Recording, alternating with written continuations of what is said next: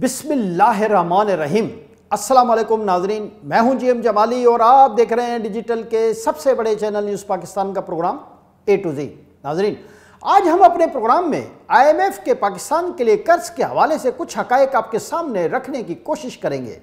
अच्छी खबर यह है कि IMF ने पाकिस्तान के लिए कर्जा मंजूर कर लिया है और इस हवाले से अहम तरीन डेवलपमेंट यह है कि कर्ज की ये रकम पाकिस्तान के स्टेट बैंक के अकाउंट में मुंतकिल भी कर दी गई है।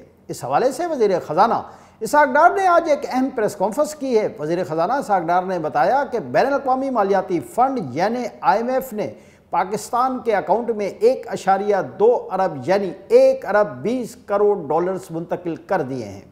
प्रेस कॉन्फ्रेंस करते हुए उन्होंने बताया कि 1.8 अरब डॉलर्स की बकिया रकम 2 जायज़ा रिपोर्ट्स के बाद पाकिस्तान को मिलेगी। वज़ीर ख़जाना इसहाक डार ने बताया कि गुज़िश्ता 4 रोज़ में पाकिस्तान के ज़र मुबादलत के ज़ख़ायर में 4.2 अरब डॉलर्स का इजाफा हुआ है।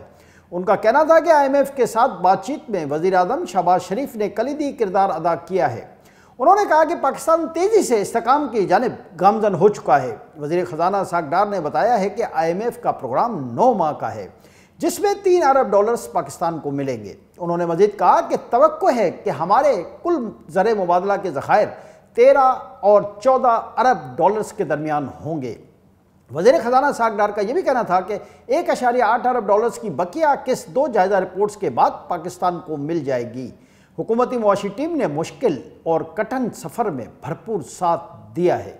जी नाज़रीन, जैसा कि हमने पहले भी अपने प्रोग्रामों में इस बात का जिक्र करते रहे हैं कि IMF ने अपनी कड़ी तरीन शराइत पर पाकिस्तान को ये कर्जा उस वक्त दिया है कि जब उसे यकीन हो चला कि पाकिस्तान की हुकूमत के पास चीन की सूरत में प्लान B मौजूद है, जिसका इजहार इसहाक डार टीवी टॉक शोज़ और प्रेस कॉन्फ्रेंसों के अलावा कौमी असम्बली के फ्लोर पर भी करते रहे हैं।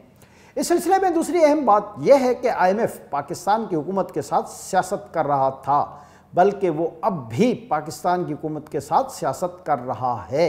यह IMF का कतई कोई काम नहीं कि वो किसी भी मुल्क के अपोजिशन लीडर या हुकूमत के अलावा किसी भी सियासी जमात के रहनुमा से मुलाकातें करें। लेकिन गुज़िश्ता दिनों IMF के एक वफद ने PTI के चेयरमैन इमरान खान से तवील मुलाकात की, जिससे साफ जाहिर है कि IMF का पाकिस्तान के बारे में एजेंडा क्या है। बसूरत दीगर IMF के वफद की इमरान खान से मुलाकात का सिरे से कोई जवाज़ ही न था। इस तवील मुलाकात में इमरान खान और IMF के दरमियान क्या तय हुआ है उसकी मुकम्मल तफसीलात तो सामने नहीं आ सकीं। ताहम इस हवाले से ज़राए से कुछ गैर मुसद्दक़ा मालूमात मिली हैं, जिनके मुताबिक IMF ने इमरान खान को इस बात का यकीन दिलाया है कि IMF इमरान खान की मुमकिना नाअहली को रुकवाने की भरपूर कोशिश करेगा। ज़राए के मुताबिक IMF की तरफ से इमरान खान को यकीन दिलाया गया है कि वो हुकूमत पर दबाव डालेगा कि इमरान खान को आइंदा इलेक्शन में लेवल प्लेइंग फील्ड फराहम की जाए। जबकि दूसरी तरफ इस हकीकत में भी कोई दो राय नहीं कि IMF के पीछे आलमी क़ुव्वतें खड़ी होती हैं और वो दुनिया के बारे में अपने अज़ाइम को ख़ास तौर पर गरीब ममालिक को कर्ज फराहम करने की आड़ में अपने सियासी और जुग्राफियाई मनसूबों को अमली जमा पहना रही होती हैं। पाकिस्तान की हुकूमत को 9 माह के अरसे तक लटकाए रखना और पाकिस्तान की तरफ से तमाम तर शराइत पूरी करने के बावजूद कर्ज की किस्त फराहम न किया जाना इस बात का वाज़ेह सबूत है कि पाकिस्तान के बारे में IMF का एजेंडा ही कुछ और है और इमरान खान के बारे में IMF की पॉलिसी ही कुछ और।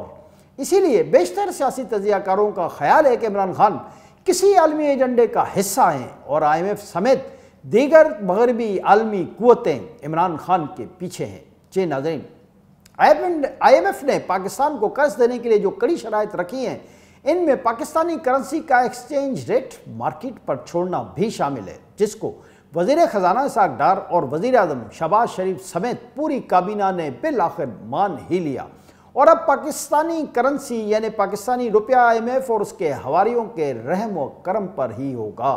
बज़ाहिर सारी दुनिया में IMF और दीगर आलमी मालियाती इदारे अपनी शराइत पर कर्ज देते हैं, लेकिन पाकिस्तान के मामले में IMF ने सियासत भी की है, जिसके नाकाबिल तर्दीद सबूत भी मौजूद हैं।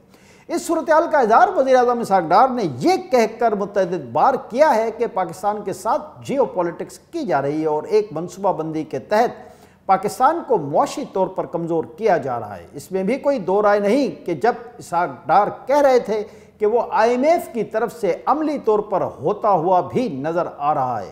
اب سوال یہ ہے کہ پاکستان کے پاس پلان بھی موجود تھا اور چین نے پاکستان کا بھرپور ساتھ دینے کا وعدہ بھی کر لیا تھا، تو پھر اسحاق ڈار IMF سے قرض لینے کے لیے کیوں اتاولے ہوئے اور عالمی سامراجی ادارے کی ساری شرائط کیوں مان لی؟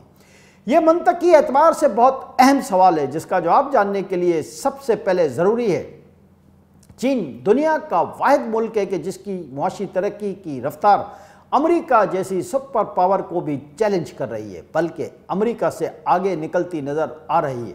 چین کی تیزی سے بڑھتی اور پھلتی پھولتی معیشت کی وجہ سے مغربی ممالک چین سے بہت زیادہ خوفزدہ ہیں، اور اب وہ چین سے کاروبار اور تجارت کم سے کم کرنے کی کوشش کر رہے ہیں، لیکن وہ کوشش کے باوجود ایسا کر نہیں پا رہے، کیونکہ دنیا کے کسی بھی ملک کے سرمایہ دار اور تاجر کے لیے سب سے اہم چیز منافع ہوتا ہے۔ اس کے لیے وہ نہ تو کسی جغرافیائی حدود کو مانتا ہے اور نہ ہی وہ کسی قسم کی سیاسی الجھنوں کا شکار ہوتا ہے۔ سرمایہ کار اور تاجر کا قبلہ و کعبہ تو پیسہ اور منافع ہوتا ہے، سو وہ اپنے منافع کے لیے ہر اس کمپنی، ملک اور فرد سے سودا کرتا ہے کہ جو اسے زیادہ منافع دے اور سرمایہ کا تحفظ فراہم کرے۔ یہی وجہ ہے کہ اقتصادی اور معاشی پابندیوں کے باوجود بہت سے مغربی ممالک اور امریکی سرمایہ کار بھی ایران اور شمالی کوریا سے چھپ چھپا کر کاروبار کرتے نظر آتے ہیں۔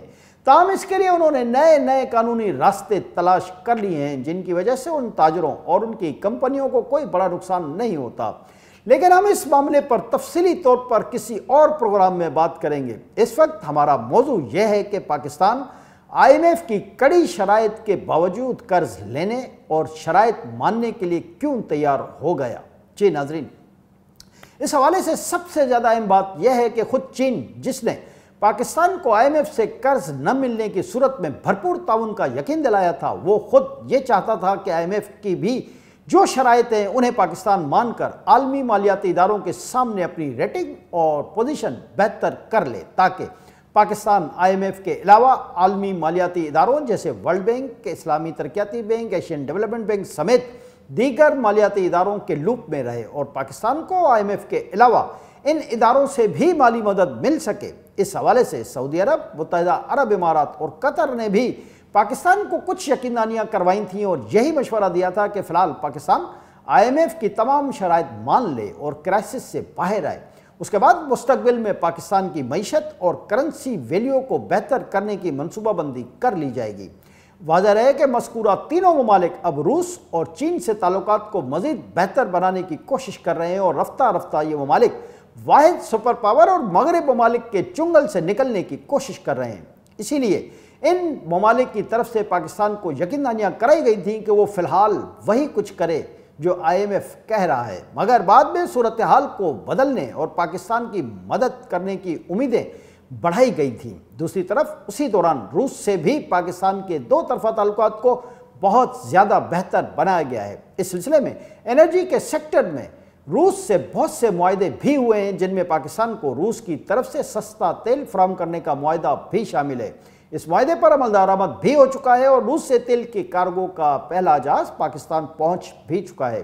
یہ تمام عوامل مغربی ملکوں اور IMF کے کرتا دھرتوں کے لیے بہت زیادہ تشویش کا باعث بن رہے ہیں اور مستقبل میں ان کو دنیا پر سے اپنی اجارہ ختم ہوتی اور گرفت ڈھیلی پڑتی دکھائی دے رہی ہے۔ اسی خوف کے پیش نظر آخرکار IMF نے پاکستان کو قرض کی قسط بھی ریلیز کی ہے کہ کہیں پاکستان مکمل طور پر چین کے ساتھ نہ چلا جائے اور دنیا کے دیگر ممالک کے لیے یہ ٹرینڈ سیٹ نہ ہو جائے۔